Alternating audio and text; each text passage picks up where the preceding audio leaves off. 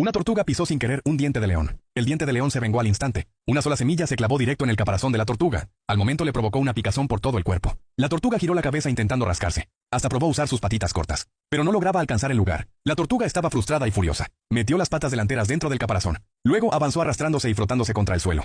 Terminó chocando directamente contra una roca. De repente se le ocurrió una idea brillante. Apretó todo su cuerpo contra la roca y se frotó. Pero no funcionó en absoluto a través del caparazón. Luego tomó una piedra y la frotó contra su caparazón. Aún así nada ayudó. En su estado frenético agarró un palo. Y sorprendentemente esto sí funcionó. Para seguir rascando la picazón, simplemente metió el palo en su caparazón. Luego avanzó lentamente arrastrando los pies. En ese momento el viento volvió a levantarse. Un gran grupo de semillas de diente de león se acercó volando hacia su caparazón. La tortuga giró bruscamente y las esquivó. Suspiró aliviada y se preparó para marcharse. Pero al instante siguiente su pata resbaló. El palo atravesó por completo su caparazón. Ahora incluso caminar le resultaba difícil. Y como era de esperar, más dientes de león se acercaban. La tortuga salió corriendo. Pero por accidente se cayó por un acantilado. Afortunadamente su caparazón quedó atrapado en una grieta entre las rocas. La tortuga se agarró de su caparazón, pero luego sintió esa picazón otra vez. No tuvo más remedio que soltar una mano para rascarse. Y volvió a caer en ese momento crítico. Se metió dentro de su caparazón. Eso fue lo que lo salvó, aunque quedó atrapado en las rocas de nuevo. Usó astutamente el palo dentro de su caparazón para impulsarse y salir. Luego un montón de piedras pequeñas rodaron montaña abajo. Cayeron directamente en su caparazón. La tortuga se sacudió con fuerza y arrojó las piedras.